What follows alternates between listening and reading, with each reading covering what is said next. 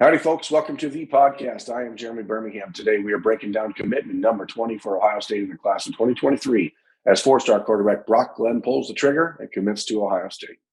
My friend Austin Ward and I will break down Brock's decision, what it means for the Buckeyes, and the class of 2023 next. So, Austin, as we talked about on Thursday at the snap judgments outside of the Buckeyes Athletic Center, it's Brock Glenn, the quarterback from Memphis, Tennessee, who has chosen now to accept the rose, I guess, from Ohio State in this bizarre game of quarterback bachelor. He's 6'2", he's 200 pounds, really fits the prototypical mold of what Ohio State's looking for at the position physically. Brock is a player that, according to his composite rankings, his consensus rankings, is somewhere in the 20th or so best quarterback in the country. Rivals.com has him as a four-star quarterback and the number 11 ranked quarterback in the country. And so you do see that there are people who are very high on him in that perspective. He was at the Elite 11 in California. I watched him out there. Liked what I saw. He was a little inconsistent throwing the ball, but it's a weird stage. It was a very windy night. I mean, these are the types of things that you have to deal with. But generally speaking, as we talked about on Thursday, for Ohio State in this cycle, getting a player who's a top 20 quarterback in the nation is a really good landing spot for Ryan Day and Corey Dennis. I think there's a lot of interesting aspects of this. As we talked about on Thursday, it was a distinct possibility that Ohio State wouldn't sign anybody. Now, you thought all along this would probably be the way that Ryan Day would go, that he would want a high school passer, the chance to develop them early on and teach them the system. And you can understand why. And I think the other element of that is you look at, so is it only a four-star when you get used to Devin Brown, Kyle McCord, CJ Stroud, and then, Dylan Raiola coming after that. Well, because of what Ohio State has lined up there, they weren't going to be actively involved at the very top of the quarterback rankings in this class. It would be difficult to sell that year after year after year. The fact that Ryan Day and Corey Dennis have been so successful in stacking them already is a tribute to them, but I don't think it's possible to expect that in every single year. That's also not meant to be a slight on Brock Glenn, because as you mentioned, he's getting invites to the Elite 11. He's a Rivals four-star quarterback. And if he gets an offer, a committable offer from someone like Ryan Day, that means that he sees the tools that could allow him to thrive at Ohio State. Yeah, and I hate this. I hate what's going to be basically the narrative around this, that Ohio State settled on Brock Glenn or something like that. This is a kid who has 35 offers from around the country. He was very heavily considering Auburn and Florida State also. Those are the primary teams that Ohio State beat out here in the end. But what I think it really says about Brock Glenn is that this is a kid who wants the challenge of Ohio State, but he also understands the opportunity at Ohio State. And that, to me, speaks to a kid who's extremely competitive. And I think if you're looking for, Ryan Day over the last couple of years has always talked about he wants one exceptional trait from his quarterbacks. I think that would be considered the exceptional trait for Brock Glenn, as he is a competitor. He is a kid who's a gamer. He's not really one of those kids that's going to look polished all the time in camps and that kind of stuff, but he's got a nice, mechanical starting point. He's got good footwork. He throws the ball, deep ball well. There's a lot of things you like about what you see on tape, but I think the things you don't see on tape, the fact that this is the kid who understands and read the room and said, hey, you know what? Ohio State has a need for a quarterback. I'm a quarterback. Dwayne Haskins was a first-round pick at quarterback. Justin Fields was a first-round pick at quarterback. CJ Stroud's going to be a first-round pick at quarterback. And I know we talked about it again on Thursday. Everything has to go perfectly right for this scenario to play itself out. But if Kyle McCord's the starter a year from now and only starts for 1 year before he's off to the NFL, then Devin Brown starts for 1 year before he's off to the NFL, Brock Glenn's in a position to do the exact same thing. And it's not unusual for a quarterback to redshirt and then play sparingly as a redshirt freshman.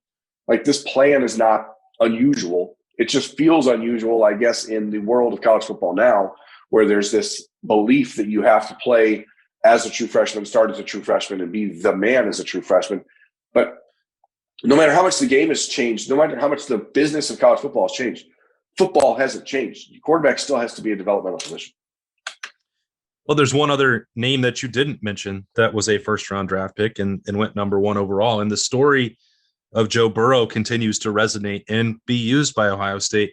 And you don't want to approach any recruitment this way. And I hate to even say, we're just talking about his decision right now, and to spin it as like, hey, maybe you might not start at Ohio State. But if these guys are smart enough and savvy enough anymore to know that if they do come in expecting to give it their best shot and hoping that someday they become the starting quarterback at Ohio State, but if they don't, then it's 1, 2, 3 years of development with Ryan Day in that offense, and you could see, the benefit for that even when they do wind up going somewhere else. I'm not suggesting in any way that Brock Glenn can be removed from consideration for the future, but that's one more part of the conversation that Ohio State has at their disposal when they're going out there and saying, hey, look, this competition is going to be real and it's going to be hard to win because they're not going to stop recruiting 4 and 5-star quarterbacks once you arrive. That's going to continue. And in fact, they already have one in the class behind Brock Glenn. So you have to be a different kind of cat to accept that challenge. And the fact that you said, Brock Glenn was willing to take that rose tells you that he understands a lot of the different opportunities and value that he could get by coming to Ohio State and getting into that mix. That's not even including the fact that he's got the ability to potentially win that down the road. Well, who knows how that will play out? That's just a baseline. Here's what you're getting with this opportunity if you take it. Yeah, I just am a big fan of kids who bet on themselves, and that is exactly what Brock Glenn is doing with this decision. Florida State's a program on the rise. Auburn is a program that is, historically one of the top 10 or 15 best programs in college football history. Same with Florida State. These are big time programs that this kid could have chose. But he looked at it and said, you know what? I want to be the best quarterback in the country. And what better place to do that than Ohio State? And again, as we talked about on Thursday, I don't mean to keep harping on that, but you can find that Snap Judgments on the podcast channel on YouTube and here on any other platform you're finding us. But this is a kid that understands Noah Rogers, Carnell Tate, Brandon Ennis, Bryson Rogers, Jelani Thurman, Ty Lockwood. You have 6 incredibly talented pass catchers in this class of 2023, and they needed a quarterback. They needed someone to step in and say, hey, guys, we're going to build this together. And Ohio State had a number of quarterbacks it was looking at. We talked about Austin Novosad the other day. He was sort of been the top guy, but as he's been committed to Baylor for a long time, his family's got a lot of Texas A&M ties. The Aggies have offered recently. Notre Dame's getting into the mix with him as well, and they have certainly a clearer path to playing time. I think that you look at a kid like Brock Glenn and just appreciate that he is saying, this is my opportunity and I'm going to take it. It's very similar to me to Devin Brown a year ago, who understood like maybe the road is muddled. Maybe it's not as easy as it could be somewhere else, but I don't know. Woody Hayes said before, anything easy isn't worth a damn. And, I think some of these kids, it takes a different mindset and mentality in this generation to accept that, say, you know what, that's right. I'm going to take the harder path because it may have the biggest reward at the end. Yeah. And again, that part of the future conversation, what's going to happen with his career, none of us can say on, July 30th, when a kid makes his decision, what their career is going to look like. You have seen him in person. I have only been able to watch, some of the highlight films, and they don't generally show inconsistency. So obviously I can only see the upside and the good stuff that he put down. Wait. Are you saying that highlight films don't show the bad plays? They're not comprehensive, Berm. I'm sorry that I'm to break that to you if you weren't aware of that. But first I'm hearing of that. When you look at the upside, this kid can throw a deep ball and he can put it where it needs to be. That's for sure. That was the first thing that jumped out to me as flipping through some of those games that he was participating in a year ago in Tennessee. I thought there was some impressive ability to have pocket presence and step up and create, not necessarily extending outside of the pocket, sort of that pro style step up and elude pressure. And the other thing that jumped out to me, the 3 things that I sort of wrote down as I was going through it and watching, it was ability to quickly pull that ball on the RPO in the zone read and then fire off the quick slant. We've seen that increasingly in Ohio State's offense with Ryan Day. That's sort of a staple at this point, and you have to be able to do that. So he's got some skills, I think, that translate directly into what Ohio State wants to do. at 6'2", is he more like CJ Stroud? Is he more like Kyle McCord? I don't know. It doesn't look like he's going to be running people, running past people or running over people the way we've seen. And frankly, I'm totally okay with that for Ohio State, because shifting away from the quarterback run game has been pretty successful in leading this into the number one scoring offense in the country with that style and a bunch of playmakers that you already mentioned. The next wave of those coming in, there's a handful already here who would be around for that next quarterback as well. So you want to feature your playmakers.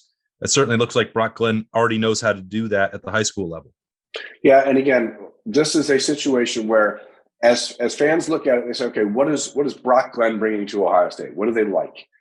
Again, the competitiveness is number one, and the decision that, hey, I want to be the guy at Ohio State, that is telling in its own right. But he also does what you mentioned, and there's a quick trigger. It's not and I don't mean quick trigger as far as getting rid of the ball quickly. I mean making decisions quickly and making reads quickly and understanding where the ball has to go. That's something he also does very well. This is a kid that understands that, as you mentioned, the offense is going to run based on him getting the ball to other guys that do things very special with the football in their hands. Ohio State has a few of those players on their roster, and that's why a player like Brock Glenn, a facilitator, is really what you're looking for at the quarterback position, especially in this class of 2023, when, again, you have 3 5-star quarterbacks on the current roster. You have the number one ranked player in the country in Dylan Raiola coming behind you.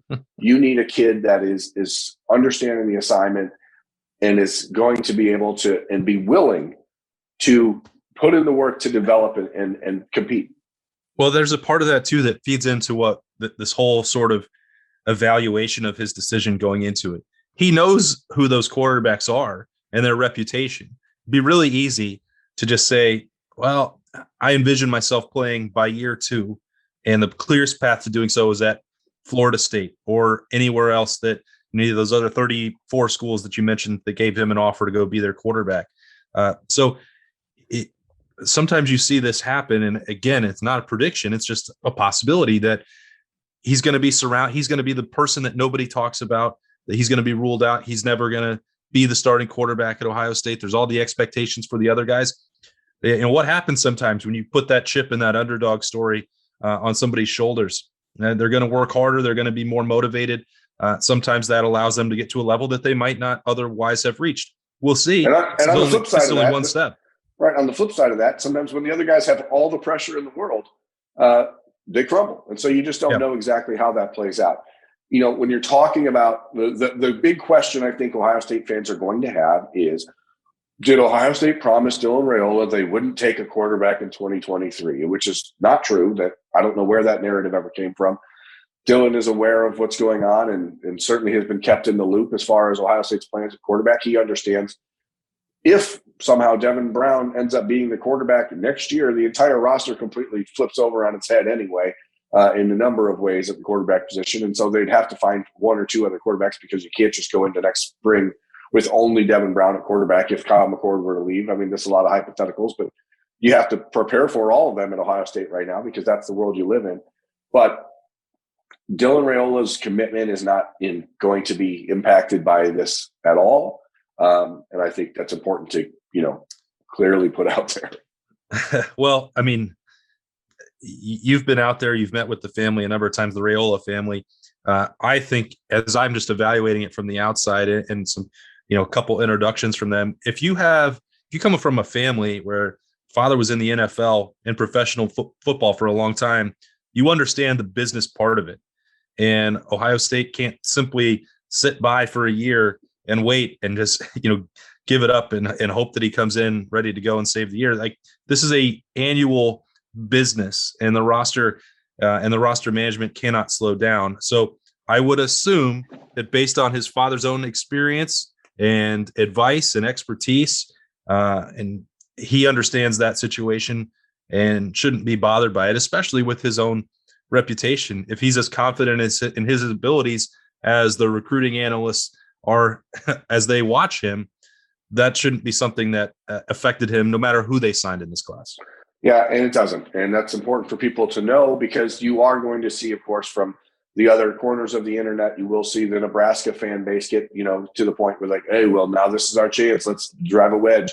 Malachi Nelson, the 5-star quarterback in the class of 2023, who's committed to USC, is visiting Texas A&M this weekend. And so, what if Malachi flipped away from USC? Would Lincoln Riley now be able to go out and take Dylan Raiola? I mean, we live in such a fantasy How world do you right keep now. all this straight, Berm? I don't. Dude, it's so crazy, but you have to understand, a player like Dylan Raiola did not commit to Ohio State when he did on a whim. It was not a spur of the moment decision. This is a kid who understands the big picture, as does Brock Glenn, Ohio State's latest commitment, number 20 commitment in the class of 2023. The Buckeyes have a quarterback in the class. Now they're going to look for a few other pieces as the Buckeyes head into the season. But for the most part, I think you're done with summertime recruiting for Ohio State until, the focus now turns to getting everyone on campus for that September 3rd game against Notre Dame and really building the final push in the recruiting cycle to the Michigan game at the end of November ahead of the December signing period. So with 20 commitments, Ohio State is the number 1 ranked class in the country. That's pretty good. They've had a bit of a downturn in the last few weeks on the recruiting front defensively. We talked about that the other day, but the Buckeyes aren't panicking. And Brock Glenn certainly isn't panicking. He's locked in his spot for Ohio State. We're talking about I have a question, Berm, before we wrap it up on the podcast. Sure. It feels like it's just weird to me to call it a downturn. Like, obviously they were involved and lost head-to-head battles, but I've always thought that was kind of just amusing. Like, well, do they not have the opportunity to continue to? There's other 4-star defenders out there. There's other 5-star defenders. But there is no in between, right? You're either at the top of the mountain or you're in the bottom of the creek, and you're got bubbles coming out of your you're dead. But obviously Ohio State's not dead. As we said, number 1 ranked class in the country. A lot of guys are still looking at. This is a class that has been a slow build, but the defensive keys, the main players out there, and that's now what's going to really elevate the class here is the few remaining guys like the Mateo Uiagalelei, the Keon Keeleys, the Arvell Reeses. These are the guys that are going to be the real focus over the next few months. And we're going to talk about those guys a lot on the podcast, both here in person, wherever else we are. You can find Austin's work at rivals.com. And, you can find me here in the podcast. We're going to keep doing as much as we can to cover the Buckeyes from every angle. So that's Austin Ward. I'm Jeremy Birmingham. This has been the podcast. Thanks for watching. We'll catch you next time.